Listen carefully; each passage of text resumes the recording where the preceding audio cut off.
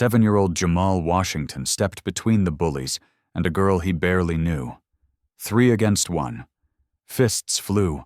Blood dripped. He took every hit without crying out. What Jamal didn't know, that little girl's father wore a patch most people feared. And when Marcus Carter got the call that someone had protected his daughter, Aaliyah, he made a single phone call. By dawn, 670 motorcycles would roll into that small town. The school principal's hands were shaking when he saw what was coming down Main Street. Before we dive into the story, make sure to subscribe to the channel and tell us in the comments where you're watching from. Your support means so much and helps us keep bringing you more amazing stories like this one. Jamal Washington wasn't the kind of kid who drew attention. At 7 years old, he was small for his age, the kind of boy who preferred sketching in his notebook during recess rather than joining the chaos of the playground. His third-grade classroom was his sanctuary, a place where being quiet wasn't a weakness, but simply who he was. He had a gift for noticing things others missed, the way light caught the edge of a desk, the pattern of cracks in the ceiling tiles, the loneliness in someone's eyes. That's how he first noticed Aaliyah Carter. It was a Thursday afternoon when he saw her sitting alone at the far end of the cafeteria table, her lunch untouched, her gaze fixed on nothing in particular. The next day, the same thing. And the day after that, 3 days of isolation that most kids wouldn't have registered. But Jamal saw it. He recognized something in her solitude that mirrored his own, not the comfortable kind of being alone, but the heavy kind that pressed down on small shoulders. Aaliyah was different from the other kids, and difference in elementary school might as well be a target painted on your back. Her jacket was worn leather, patches sewn on by hand. Her lunchbox had motorcycle decals. She didn't talk much, and when she did, there was a guardedness in her voice that suggested she'd learned early that words could be used against you. Jamal had no idea what he was about to walk into would change everything. The afternoon bell rang, releasing a flood of children onto the playground. Jamal gathered his things slowly, watching through the classroom window as Aaliyah made her way towards the swing sets at the far edge of the yard. She walked with her head down, hands tucked into her pockets, trying to be invisible, but 3 8th graders had already spotted her. Ethan Brooks was the kind of bully who'd learned cruelty from watching the adults in his life wield power without consequence. He was 13, bigger than most kids his age, and he'd surrounded himself with 2 followers who laughed at his jokes and validated his worst instincts. They moved toward Aaliyah like predators who'd identified the weakest member of the herd. Jamal watched from 30 FT away as Ethan grabbed the sleeve of Aaliyah's jacket, jerking her backward. "Nice jacket, freak. Your weirdo biker dad give you that." The words carried across the playground, sharp and designed to wound. Aaliyah tried to pull away, but Ethan's grip tightened. His friends circled closer, blocking her escape routes, their laughter harsh and ugly. "I bet he's in a gang," one of them sneered, shoving Aaliyah's shoulder. She stumbled, catching herself against the swing set pole. "Does he beat people up? Is that what bikers do?" Another shove, harder this time. Aaliyah's eyes were wide now, scanning for a teacher, for help, for anyone. But the playground monitors were on the other side of the yard, breaking up a different conflict, oblivious to what was unfolding in the shadows of the swing sets. Jamal's hands were shaking. Every instinct told him to look away, to stay safe, to be invisible like he'd always been. But something stronger rose in his chest. A conviction that watching wrong happen and doing nothing made you part of the wrong. His feet moved before his mind fully decided, carrying him across those 30 ft of playground concrete toward 3 boys who outweighed him by 40 lb each. "Leave her alone." His voice came out smaller than he'd hoped, but it came out. That was something. Ethan turned, surprise flickering across his face before it twisted into something darker. A new target had just volunteered itself, and bullies never passed up an opportunity like that. If you've ever stood up for someone weaker, you understand what Jamal did. Comment, respect, if you believe in protecting others. What Jamal didn't know was that Aliyah's father was already on his way to the school. The school nurse's office smelled of antiseptic and institutional worry. Jamal sat on the examination table, his shirt stained with blood that had poured from his broken nose. The nurse worked quietly, her hands gentle, but her face tight with anger at what had been allowed to happen on school grounds. Broken nose, cracked rib, bruising that would turn his small torso into a canvas of purple and yellow for weeks to come. Each injury was catalogued, documented, evidence of a violence that should never have touched a 7-year-old body. Keisha Washington arrived 23 minutes after the call, her work apron still tied around her waist, flour dusting her forearms from the bakery where she'd been in the middle of her shift. She was a single mother who worked 2 jobs to keep their small apartment and food on the table, and the sight of her son's battered face shattered something fundamental in her. Her hands trembled as she reached for him, tears streaming down her cheeks as she took in the split lip, the swollen eye, the way he winced when she touched his side. "Baby, what happened? Who did this to you?" Her voice broke on the words, maternal anguish flooding every syllable. But Jamal, even through his pain, even with his body screaming from what he'd endured, looked up at his mother with eyes full of worry that wasn't for himself. "Is Aliyah okay, Mom? Did they hurt her? I tried to make sure she could run. Is she safe?" The nurse had to look away, overwhelmed by the selflessness of a child who'd taken a beating to protect someone else and couldn't stop thinking about whether he'd succeeded. Keisha pulled her son close as carefully as his injuries would allow and wept into his hair. This boy, her beautiful, gentle boy who drew pictures and read books and never raised his voice, had stepped between violence and another child. Pride and heartbreak warred in her chest, 2 emotions so intertwined she couldn't separate them. While Keisha held her son, a very different scene unfolded in Principal Harlan's office down the hall. The 3 bullies sat in chairs lined against the wall, Ethan Brooks in the center, his expression a careful mask of teenage indifference. Their parents had been called, and they'd arrived with the speed that money and influence provided. The Brooks walked in first. Mr. Brooks, in his tailored suit, still on the clock from his law firm downtown. Mrs. Brooks in tennis whites, inconvenienced by the interruption to her afternoon. The other parents followed, equally polished, equally prepared to protect their children from consequence. Principal Harlan, a man who'd spent 23 years in education and had learned when to fight and when to fold, began explaining the situation. 3 8th graders had attacked a 3rd grader. The injuries were severe. There would need to be consequences. But before he could finish, Mr. Brooks leaned forward, his voice carrying the practiced authority of someone who'd spent a career bending systems to his will. "Principal Harlan, let's be very clear about something. Boys will be boys. Playground scuffles happen. If you're suggesting my son should face suspension or any permanent mark on his record over a schoolyard disagreement, I should inform you that my firm has handled several cases against this school district. We'd hate to add another." The threat hung in the air, unsubtle and effective. The other parents nodded. A united front of wealth and connection, and the unshakable belief that their children's futures mattered more than justice. Principal Harlan felt his resolve crumble. The school board wouldn't back him, not against families like these. He'd seen it happen before, watched consequences evaporate when the right last names were involved.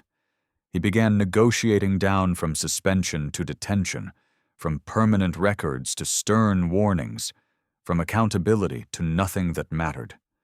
The system was failing in real time, spineless and predictable.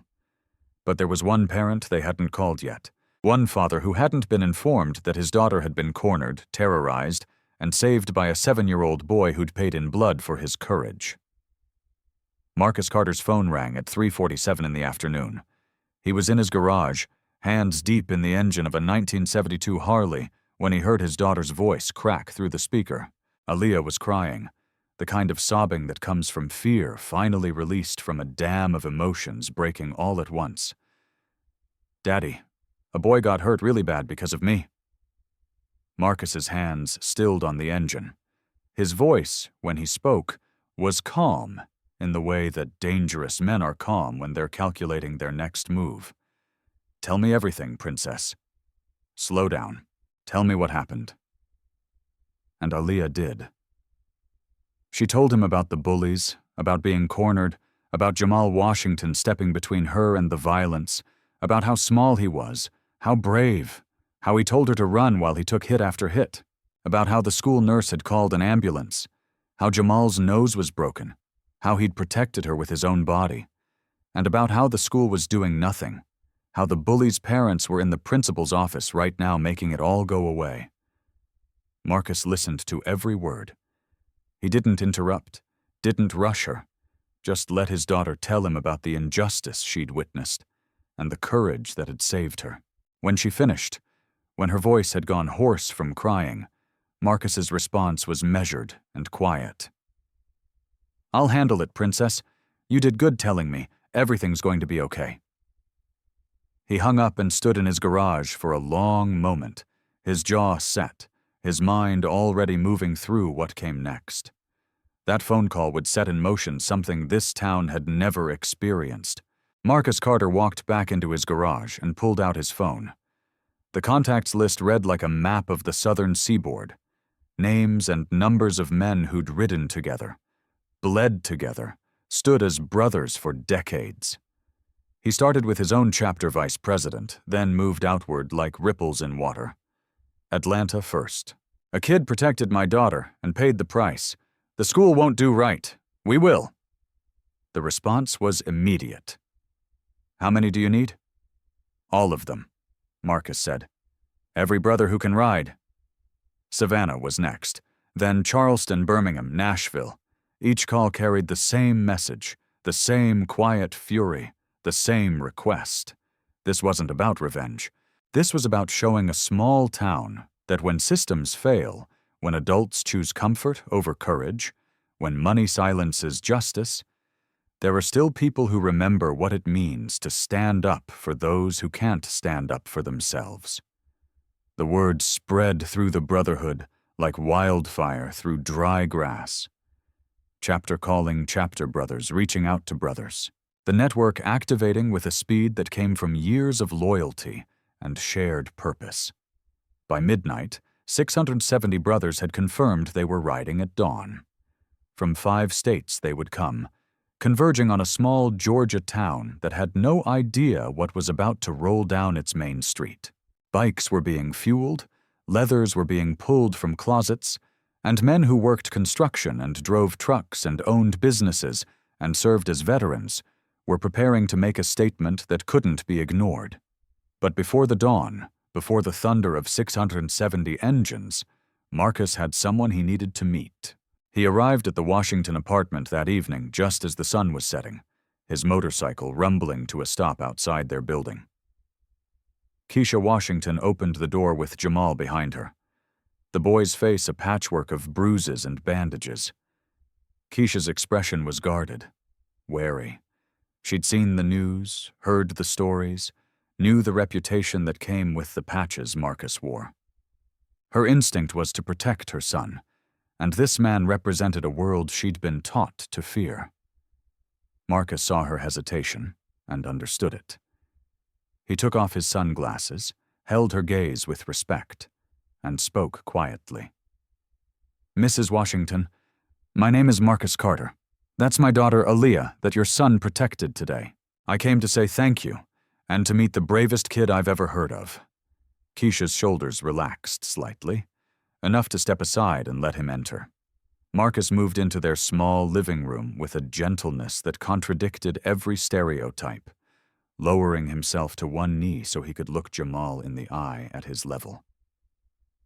"You protected my little girl," Marcus said, his voice soft but firm.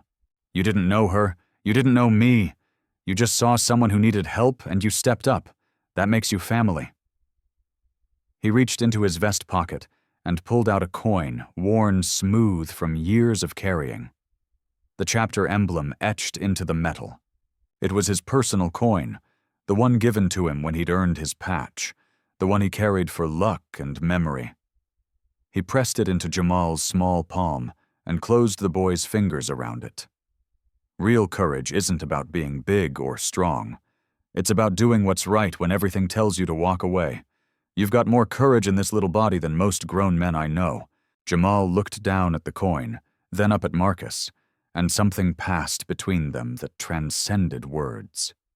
Recognition, respect, the understanding that character isn't measured in size or age, but in the choices we make when it costs us something. Marcus stood and turned to Keisha. Tomorrow morning, we're visiting the school. Not for violence, for justice. There are some things that need to be said. Some people who need to understand that protecting bullies because their parents have money isn't acceptable. Will you trust me? Keisha looked at her son, his face bruised from doing the right thing. Then at this leather-clad stranger who'd shown Jamal more respect in 5 minutes than the school board had shown all day. She thought about Principal Harlan's weak excuses, about the Brookses' threats about a system that had failed her boy completely. She looked back at Marcus and nodded. If you think the school failed Jamal, hit that subscribe button.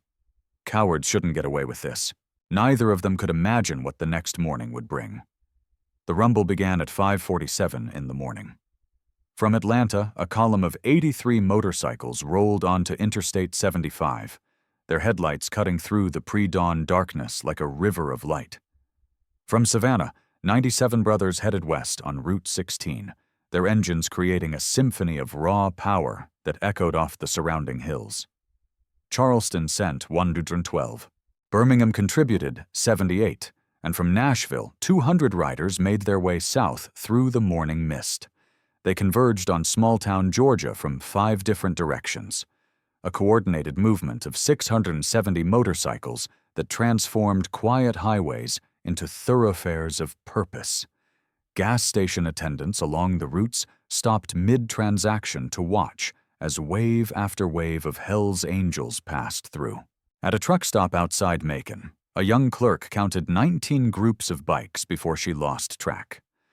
Each cluster maintaining careful formation, each rider focused and deliberate. State police monitoring the movements radioed back and forth, tracking the convergence. But there were no laws being broken, no speeding, no reckless driving, just an overwhelming force moving with military precision toward a single destination. Most people assumed 670 bikers means violence. They were about to learn something different. Principal Harlan arrived at school at 7:15 for what he believed would be a normal Tuesday. He parked in his reserved spot, coffee in hand, already mentally preparing for the parent-teacher conferences scheduled for later that week. He was halfway to the entrance when he heard it, the distant growl of a motorcycle engine, then another, then 10 more. He turned toward the sound, his coffee cup frozen halfway to his lips, and watched as the first bikes appeared at the end of the street. Then 50 more materialized behind them, then 100, then the entire street filled with motorcycles, a sea of chrome and leather stretching 3 blocks in every direction. The rumble was deafening now, not chaotic, but controlled, powerful in its unity. Harlan's face went white. His coffee cup slipped from his fingers, splashing onto the pavement in a dark stain he didn't notice. With shaking hands, he pulled out his phone and called the superintendent. "We have a situation," he said, his voice barely above a whisper. Then he called the police. "I need officers at the school now. There are hundreds of them." But the officers who arrived took one look at the scene and radioed back that there was no disturbance, no threat, no laws being violated, just presence. Overwhelming, undeniable presence. Marcus Carter dismounted from his bike at exactly 7:30.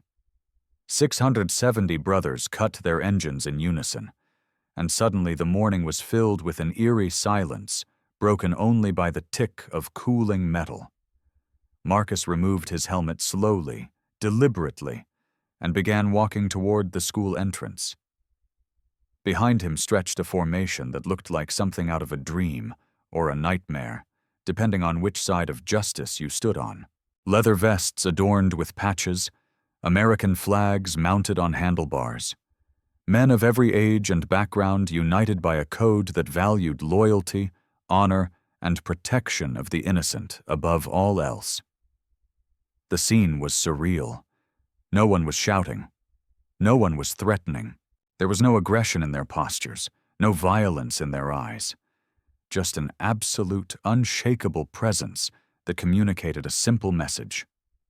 We are here. We are watching. And things are about to change.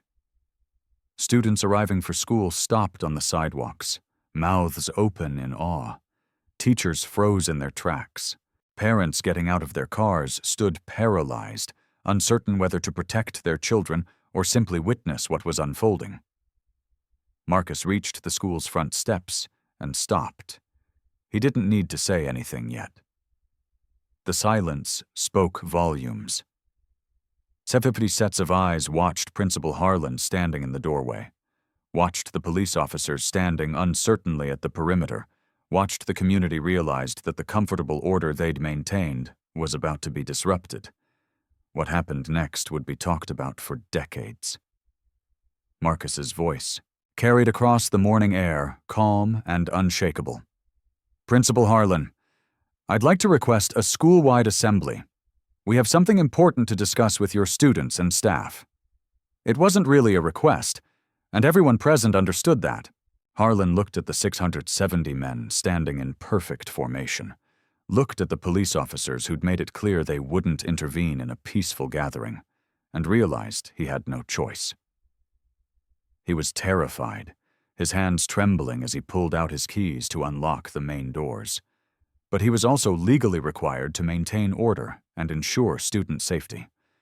An assembly controlled and contained was better than the alternative his panicked mind was imagining. The gymnasium filled in a way it had never filled before. Students filed in their conversations hushed and uncertain, eyes wide as they took in the scene unfolding around them. Teachers gathered in nervous clusters, unsure of their role in whatever was about to happen. And then the bikers entered 670 strong, lining the walls of the gymnasium, and rose 3 deep. They stood with military bearing, hands clasped in front of them, faces serious but not threatening. The image was surreal and powerful, a basketball court surrounded by leather and patches. Teenage students sitting in bleachers ringed by men who represented everything their suburban lives had taught them to fear. Jamal and Keisha Washington were escorted to front-row seats, a position of honor that Principal Harlan hadn't authorized but didn't dare challenge. Keisha held Jamal's hand tightly, her other arm wrapped protectively around his shoulders. The boy's bruised face served as a silent testament to why they were all there, a living reminder of courage and consequence. Marcus Carter walked to the center of the gymnasium floor. He didn't need a microphone. His voice carried naturally, trained by years of speaking to large groups in open spaces. The room fell into absolute silence. Hundreds of people holding their breath, waiting to understand what this moment meant. Marcus's voice, when he spoke, was firm but measured, the tone of a man who'd thought carefully about every word he was about to say. My name is Marcus Carter. I'm Leah Carter's father. 3 days ago, my daughter was cornered by 3 8th-grade boys on your playground. They mocked her, pushed her, terrorized her because she was different, because her family was different, and a 7-year-old boy named Jamal Washington, who barely knew my daughter, stepped between her and those bullies. He told them to leave her alone. And for that act of courage, for that moment of standing up when every adult here failed to, he was beaten, broken nose, cracked rib, bruises that will take weeks to heal. Marcus paused, letting the weight of those words settle over the assembly. Jamal showed more courage in that moment than the adults in charge of protecting him. He's 7 years old, and he understood something that apparently needed to be taught to the grown-ups in this building. You don't walk away when someone weaker needs protection. You don't stay silent when you see injustice. You stand up even when it costs you something. His gaze swept across the gymnasium, landing briefly on Principal Harlan, on the teachers who'd been inside while Jamal was bleeding outside, on the students who'd watched and done nothing. Yesterday, the parents of those 3 bullies came to this school. They threatened lawsuits.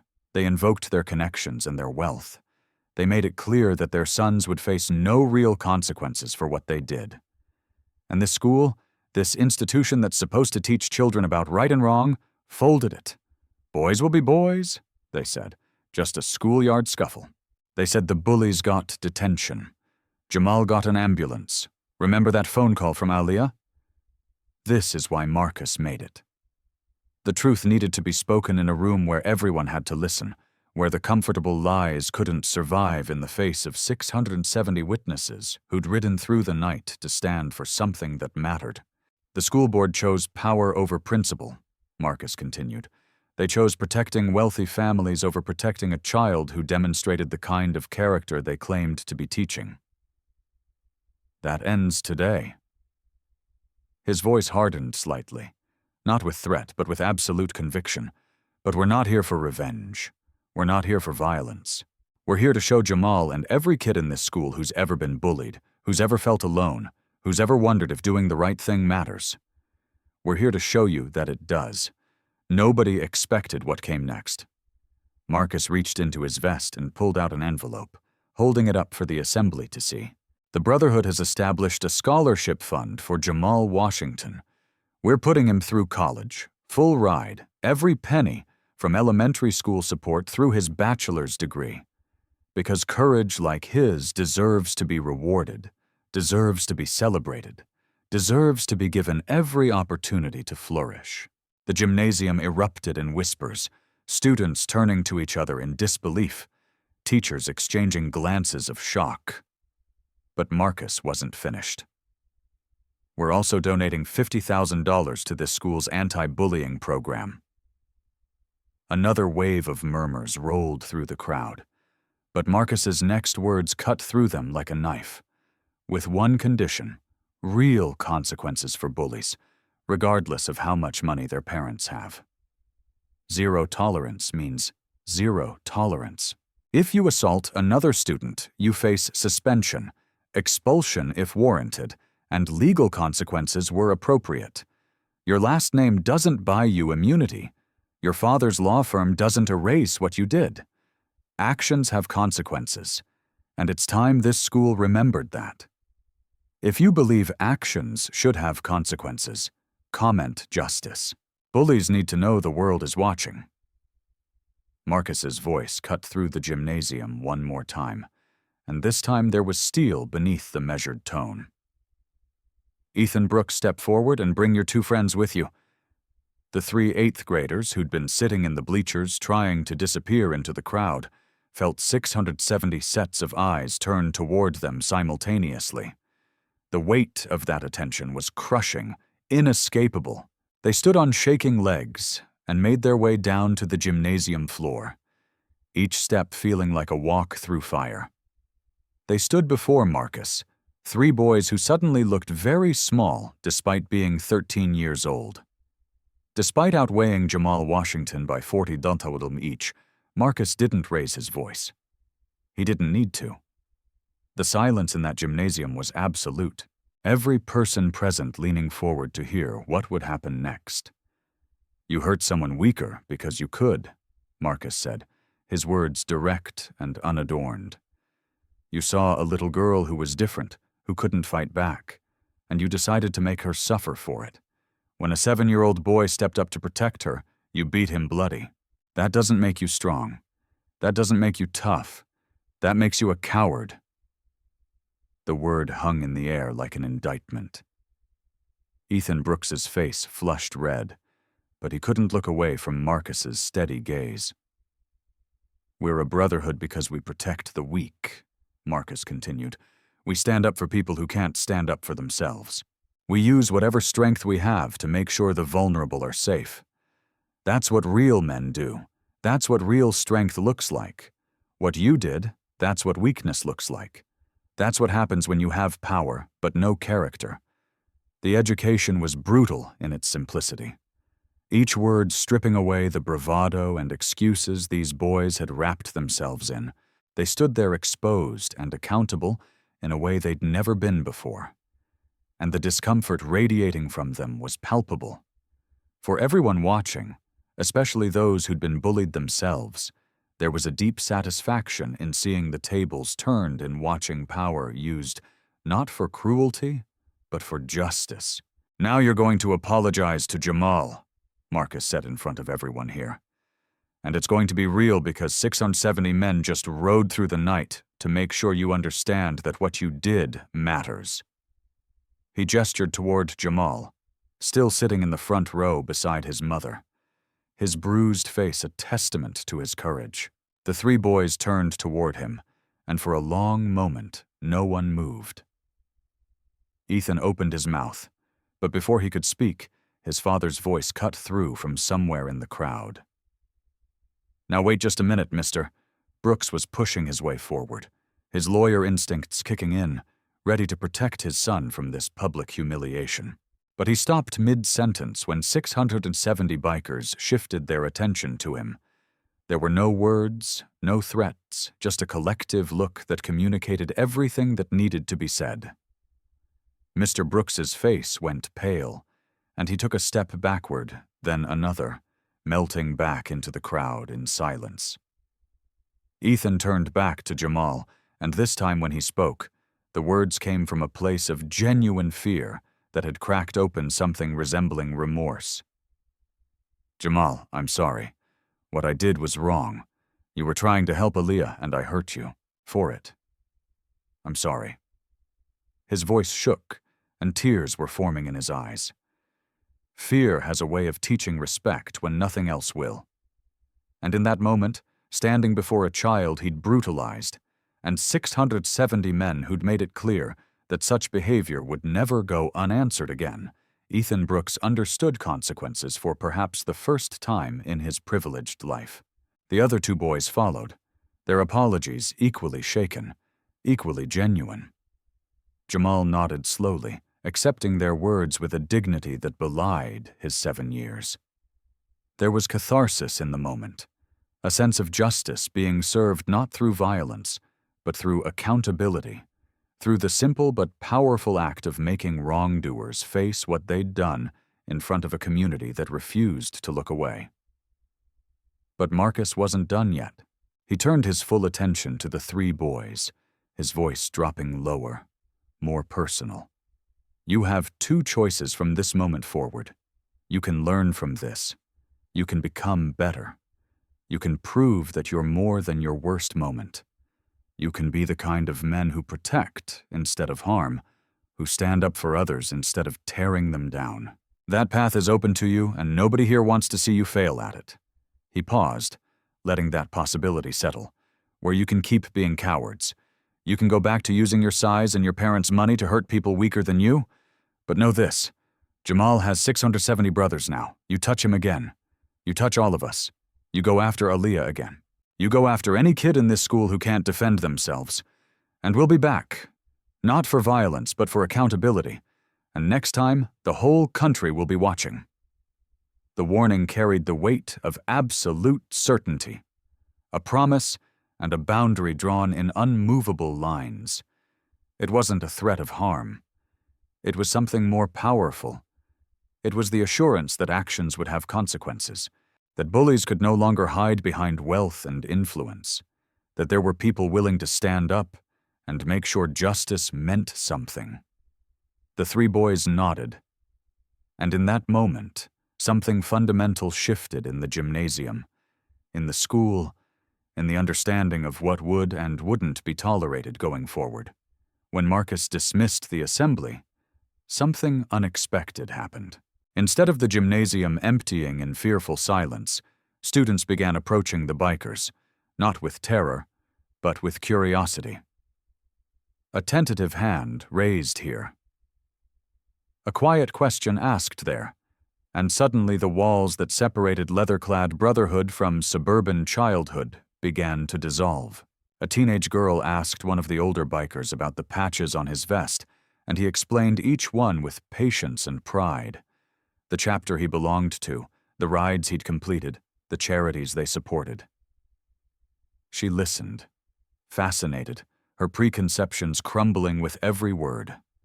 A group of middle school boys gathered around a veteran who wore his military service patches alongside his club colors.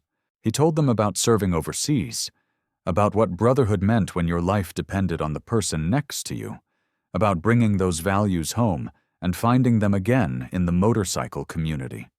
His voice was gentle but firm, and the boys hung on every word, seeing for perhaps the first time that strength and kindness weren't opposites, but companions. Fathers in the club talked about their own children, about why they dropped everything to ride through the night for a 7-year-old they'd never met. "Because that's what you do," one of them said simply. "You protect family." And when a kid shows that kind of courage, he becomes family. Teachers who'd stood frozen in fear an hour earlier now found themselves in conversations that challenged everything they'd assumed. A history teacher learned that the man she was talking to held a master's degree and taught at a community college. A guidance counselor discovered that another brother ran a youth mentorship program in Atlanta. The stereotypes that had filled the gymnasium when those 670 bikes first arrived were crumbling in real time, replaced by something more complex and human. The understanding that people couldn't be reduced to their appearance, that brotherhood meant something deeper than danger, that the patches and leather represented a code of honor that many had forgotten existed. Aaliyah Carter stood beside her father, watching the transformation with wide eyes. Jamal Washington, still hurting but no longer alone, found himself surrounded by bikers who wanted to shake his hand to tell him he'd done good, to make sure he understood that his courage mattered. The gymnasium had become something entirely different from what it had been an hour before. Not a place of confrontation, but of connection. Not a battlefield, but a bridge between worlds that had never tried to understand each other. Outside the school, local news vans began arriving. Cameras rolled as reporters tried to make sense of what they were witnessing. They'd expected a story about intimidation, about a biker gang descending on a school in force. What they found instead was harder to categorize and far more compelling. By evening, the story had gone regional. Georgia news stations leading with footage of Jamal Washington surrounded by protective brothers, of Marcus Carter explaining the scholarship fund, of a community being forced to confront its failure to protect a child. By the next day, it had gone national. Major networks picked it up, and the narrative that emerged wasn't what anyone had anticipated. The headlines didn't read, "Biker gang invades school." They read, "Community stands up for bullied child." They read, "670 Hells Angels ride to honor 7-year-old hero." They read, "When systems fail, brotherhood steps in." The story captured something people were hungry for, proof that ordinary acts of courage still mattered, that there were still people willing to stand up when institutions failed, that justice didn't always come from the top down, but sometimes rolled in on 670 motorcycles from 5 different states. The power of so many showing up for one small boy resonated across the country, sparking conversations about bullying, about accountability, about what it really means to protect the vulnerable. But the real change was just beginning. The school board convened an emergency meeting 72 hours after 670 motorcycles rolled away from their campus. The national attention had transformed a local incident into a PR nightmare that couldn't be managed away with carefully worded statements and quiet settlements. Parents were calling. The superintendent's office was flooded with emails. News crews were still camped outside the school gates. Something had to change, and it had to change visibly. New anti-bullying policies were drafted and approved within a week. Mandatory teacher training was scheduled. Not the perfunctory workshops they'd done before, but comprehensive programs about recognizing abuse, intervening effectively, and creating cultures of accountability. The zero-tolerance policy was rewritten with teeth in it. Explicit language that consequences would apply to all students, regardless of family status, wealth, or connections. No more boys will be boys. No more looking the other way because a parent threatened legal action. Principal Harlan, who'd spent 23 years in education but had failed the most basic test of protecting a child, was quietly reassigned to an administrative position where he'd never oversee students again. The changes were systematic, documented, and irreversible, carved into policy by the glare of national scrutiny and the knowledge that 670 witnesses were watching to see if words became actions. When Jamal Washington returned to school 2 weeks after the assembly, something fundamental had shifted in him. The bruises were fading, yellow now instead of purple. But the real change wasn't physical. He walked differently, not with arrogance, but with a quiet confidence that came from being seen, from being valued, from understanding that his courage had mattered. He no longer kept his eyes down in the hallways. He no longer tried to make himself invisible. Aaliyah Carter became his best friend. Their bond forged in that moment on the playground when he'd chosen to stand between her and harm. They ate lunch together, worked on art projects side by side, and became inseparable in the way that shared trauma and mutual protection creates unbreakable connections. Other kids noticed the ones who'd been bullied, who'd eaten alone, who'd learned to stay quiet and hope the predators picked someone else. They found their voices. A 5th grader reported harassment that had been going on for months. A 6th grader spoke up when he saw a smaller kid being cornered.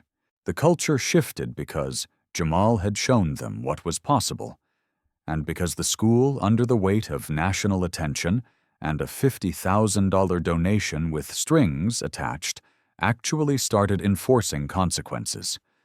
Remember that shy artist from the beginning? Watch what courage unlocked. Not just in him, but in every child who'd been waiting for permission to believe that standing up mattered.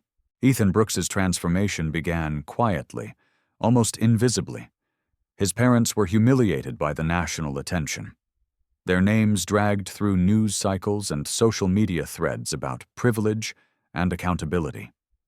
They threatened lawsuits, then withdrew them when their lawyers explained that suing over being held accountable for assault wasn't the victory they imagined. But Ethan himself experienced something different. Something had changed when 670 men showed him what real strength looked like. Not domination, but protection. Not cruelty, but courage. He started small, sitting with a kid who ate alone in the cafeteria. Nothing dramatic, just choosing a different table one day and striking up a conversation about video games, stopping his friends mid-sentence when they started mocking another student's clothes, saying quietly, "That's not cool, man. Leave it." The redemption wasn't instant or complete. Patterns carved over years don't disappear overnight. But the possibility was there, nurtured by the memory of standing in front of a gymnasium full of people who'd made him face what he'd done, and then offered him a path to become something better. Marcus Carter became a fixture in Jamal Washington's life in the weeks and months that followed. Saturday mornings meant the rumble of a motorcycle pulling up outside their apartment, and Jamal would race to the window to see Marcus waiting with a specially fitted sidecar attached to his bike. They'd ride through the countryside, Jamal's small frame secure in the protective shell, his face lit up with joy as the wind rushed past and the world opened up in ways it never had before. During those rides, Marcus taught him things that went beyond mechanics and horsepower. He taught him about brotherhood, how it meant showing up when someone needed you, how it meant protecting those who couldn't protect themselves, how it meant being accountable to something larger than your own comfort. He taught Jamal about respect, about standing up without using violence, about how real strength was measured not in how many fights you won, but in how many you prevented. The lessons weren't lectures, but conversations, stories shared over diner breakfasts after long rides. Wisdom passed down from a man who'd learned hard truths and wanted to spare this boy from learning them the hardest way. Keisha Washington watched her son flourish under this mentorship with gratitude that sometimes brought tears to her eyes. She was a single mother who'd done everything she could, but she knew Jamal needed a male role model, someone who could teach him what honor looked like in action. Marcus filled that role with a gentleness that contradicted every stereotype she'd ever held about men who wore those patches. Jamal's story, meanwhile, rippled far beyond one small town in Georgia. The national coverage had reached brothers and chapters across the country, and in clubs from California to Maine, conversations were happening about what they'd witnessed. The Brotherhood had always supported causes: toy drives at Christmas, charity rides for veterans, fundraisers for families in need. But Jamal's courage had sparked something different, something more focused. One 7-year-old's courage created something nobody expected. The Hells Angels announced the launch of the stand-up program in a press conference that drew media from around the world. It was a nationwide initiative designed to reward children who protected others, who showed courage in the face of bullying, who stood up when standing up cost them something. Kids who were nominated by teachers, parents, or community members would receive recognition, mentorship opportunities, and educational funding. The program offered connections to local chapters where children could find positive male role models, learn about mechanics and craftsmanship, participate in community service, and understand what brotherhood really meant. But it went deeper than recognition. The program established a network of support for schools struggling with bullying, providing funding for comprehensive anti-bullying initiatives, training for staff, and resources for students who needed them. Jamal's beating, that moment of violence on a playground that could have been just another statistic in a country plagued by childhood cruelty, became a catalyst for helping thousands of children. His pain was transformed into purpose. His courage multiplied across communities that needed exactly the message his story carried. That one person standing up could change everything. That adults had a responsibility to protect the vulnerable. That justice mattered even when it was inconvenient for powerful people. If you believe one person can make a difference, share this video. Jamal's story needs to reach every kid who feels alone. 6 months after 670 motorcycles first rolled into town, they came back. But this time, everything was different. The club organized an appreciation ride with Jamal and Keisha Washington as guests of honor, a celebration of courage and the changes that had rippled outward from one small boy's decision to stand between cruelty and innocence. The morning began at the town square where the bikes assembled in formation. Chrome gleaming in the sunlight, engines rumbling in that familiar thunder that had once signaled confrontation, but now promised something entirely different. Jamal sat in the sidecar beside Marcus's bike, his face beaming with excitement rather than fear. Keisha rode behind another club member, her arms wrapped around his waist, trusting these men who'd become family in the strangest and most beautiful way. When the procession began moving through town, something remarkable happened. People lined the streets, not hiding behind locked doors as they had that first morning, but standing on sidewalks and waving, cheering, holding signs that read, "Thank you, and we stand with Jamal, and real courage lives here." Children sat on their parents' shoulders to get a better view. Store owners stood in their doorways applauding. The same community that had feared the patches 6 months ago now understood what they represented. Protection, honor, accountability, and a refusal to let the vulnerable suffer in silence. The town had been transformed not just by policy changes in the school board meetings, but by a fundamental shift in understanding about what strength really meant and who deserved their respect. The ride culminated at the park where the Brotherhood had organized a community gathering. Families spread blankets on the grass. Food trucks lined the perimeter. Music played from speakers as children ran between the parked motorcycles, no longer afraid, but fascinated, asking questions, and getting patient answers from men who'd taken an oath to protect rather than harm. It felt like a festival, a celebration of healing and hope, and the power of showing up when it mattered most. Marcus called Jamal to the center of the gathering, and the crowd fell silent from a bag he'd carried with him. Marcus pulled out a vest, small, sized perfectly for a 7-year-old, black leather worn soft with care. It wasn't a club patch, not the kind earned through years of riding and proving yourself to brothers, but it was something more meaningful in its own way. Across the back, embroidered in silver thread, were the words, "Protected by 670 brothers." Marcus knelt down to Jamal's level, his weathered hands gentle as he held the vest open.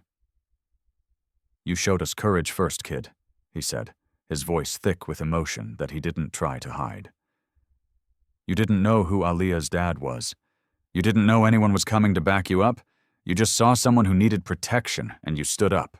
That's the purest kind of bravery there is. This vest means your family. It means 670 brothers have your back, always." Jamal slipped his arms through the vest, and Marcus adjusted it carefully, making sure it fit just right. The boy stood there, small but no longer fragile, wearing a symbol of belonging that meant more than any trophy or certificate ever could. Keisha stood nearby, tears streaming down her face, watching her son being honored by men who'd shown him what it meant to be strong without being cruel, powerful without being oppressive.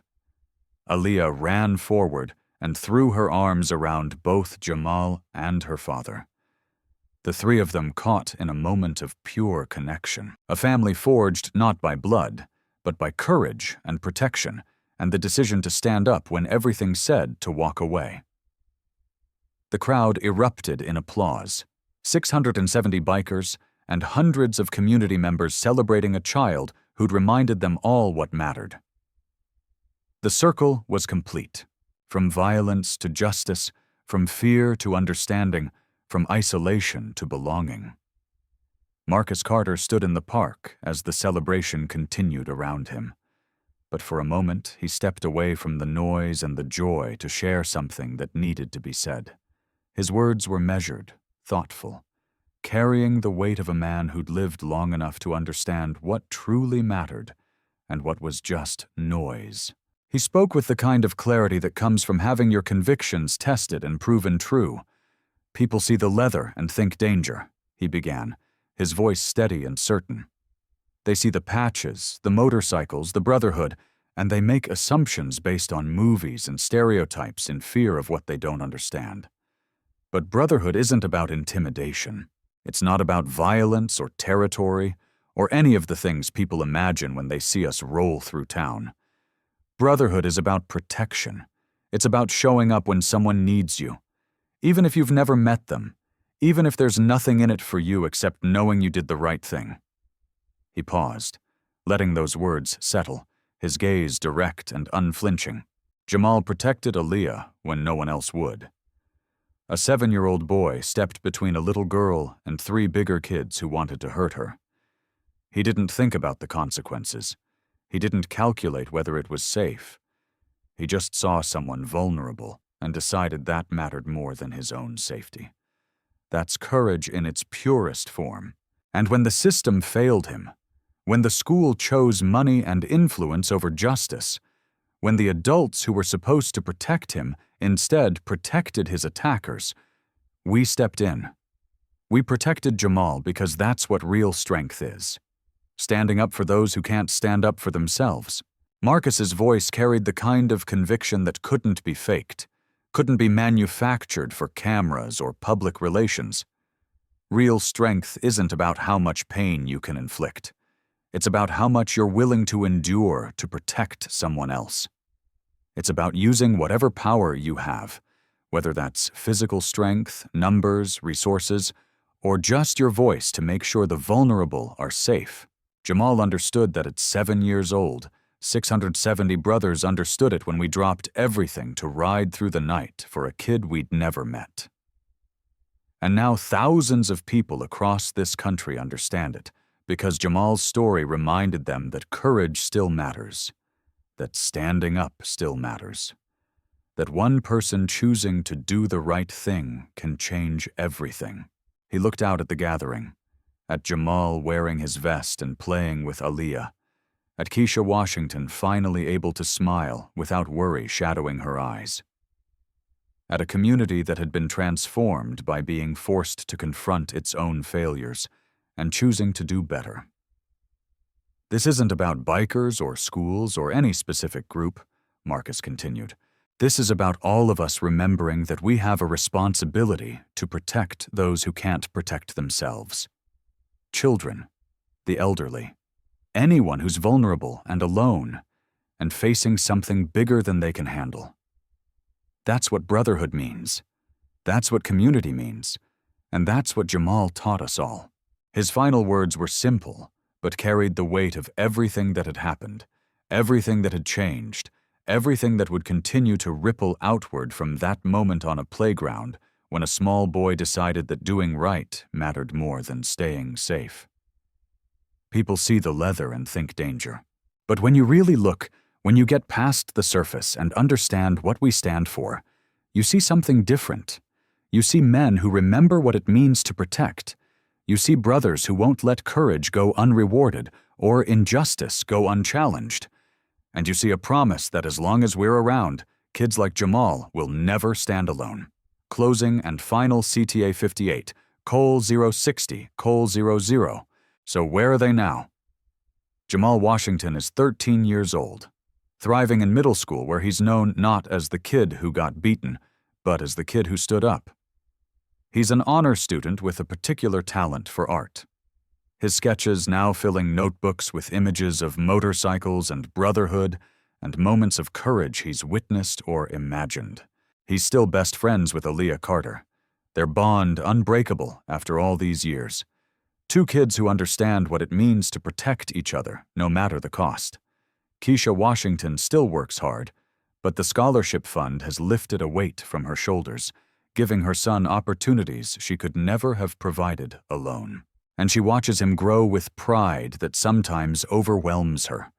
Ethan Brooks, now 19, volunteers with the stand-up program, mentoring younger kids who remind him of who he used to be. Angry, privileged, using power without understanding responsibility. He talks to them about the day 670 bikers showed him what real strength looked like, about standing in front of a gymnasium full of people who'd held him accountable when no one else would. He's studying social work at community college, trying to become the kind of person who prevents the harm he once caused. Redemption is a long road, but he's walking it. The school's bullying incidents have dropped 78% in the 6 years since that morning when motorcycles filled the streets. The policies implemented under national scrutiny have teeth. And more importantly, the culture changed. Kids learned that standing up mattered, that adults would actually protect them, that courage was rewarded rather than punished. And across the nation, the Brotherhood Stand-Up program has helped 2,400 children.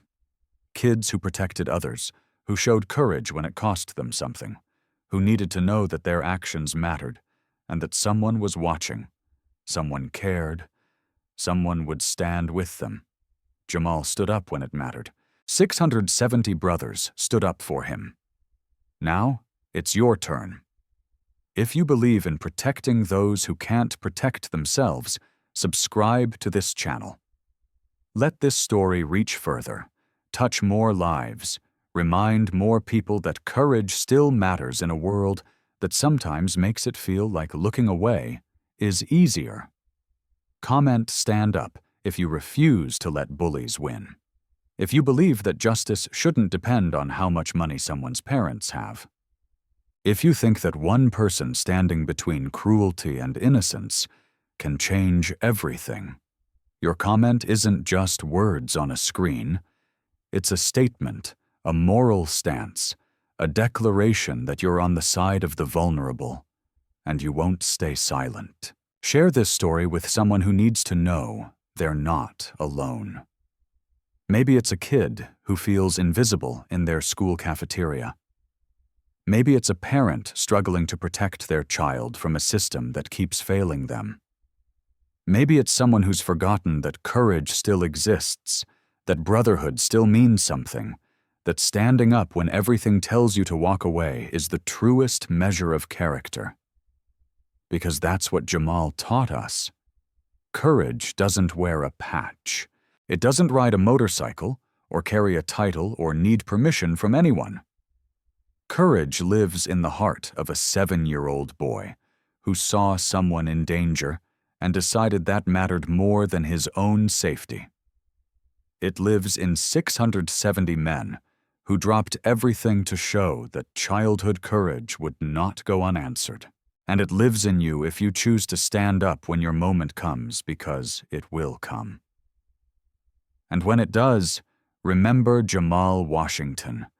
Remember what happened when one small boy refused to walk away, and know that you don't have to face it alone. Stand up.